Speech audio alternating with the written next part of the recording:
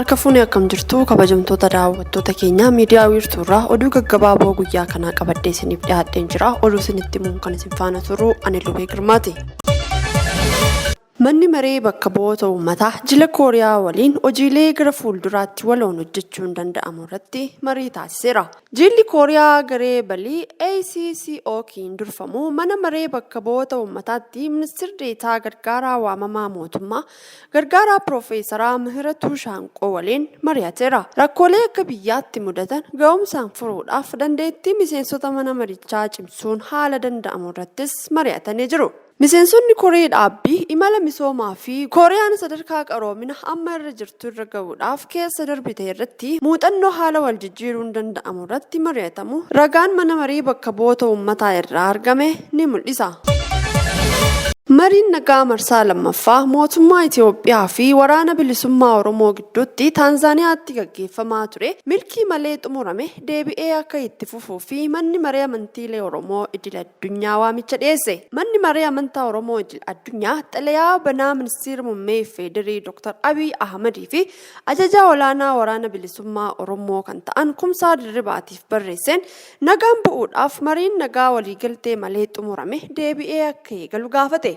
Manni marichaa mareen nagaa mootummaa Itoophiyaa fi waboo gidduutti gaggeeffamaa ture ni milkaa'a jedhee eegaa akka turee fi milkaa'uu dhabuu gaafa dhaga'u gadduusaa ibse.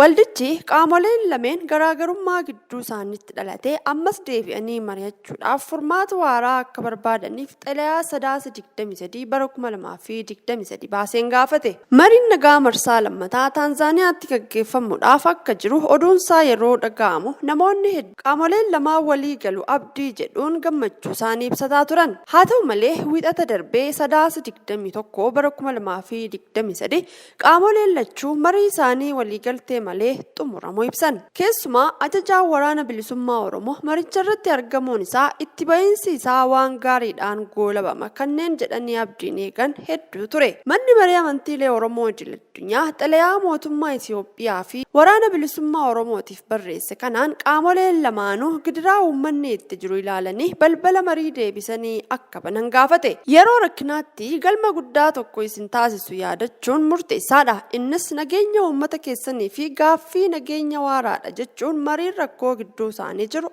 akka furan ibse.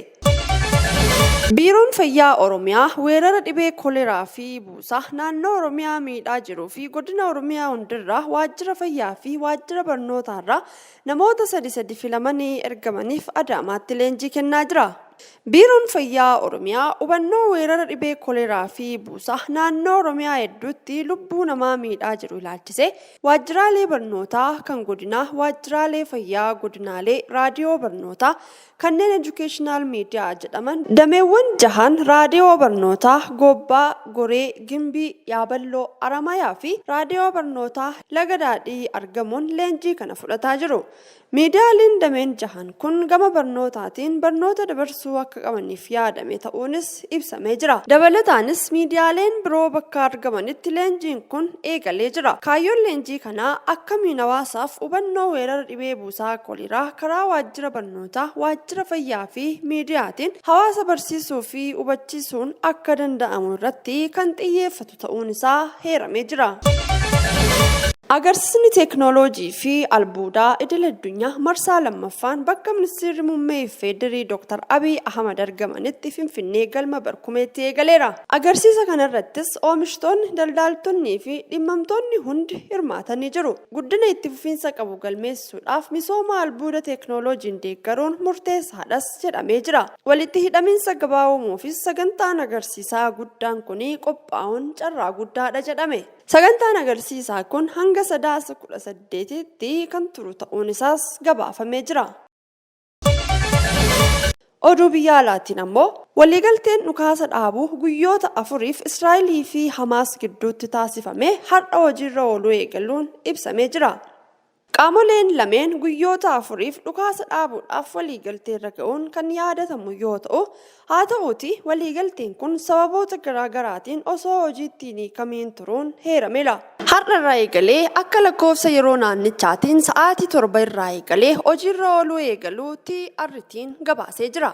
Akkaataa waliigaltichaan Hamaas lammiilee Israa'el ugguree ture 50 kan gadi lakkisu yoo ta'u, Israa'elis lammiilee Filisxeem mana hidhaa jiran 150 ni eegti jedhame. Dabalataanis konkolaattonni deeggarsa namoomaa qorichaalee fi boba'aa fe'an hedduun gara Gaazaa seenuun ni eegama. Akkasumas Israa'el naannoo Gaazaa hunda keessatti sochii waraanaa kamiyyuu kan dhaabdu ta'uun ibsamee jira. Waraana guyyoota 49ffaa lakkoofsise kanaan hanga ammaatti lammiileen nagaan 14,000 ol ajjeefamuu raagaaleen jiran ni mul'isu.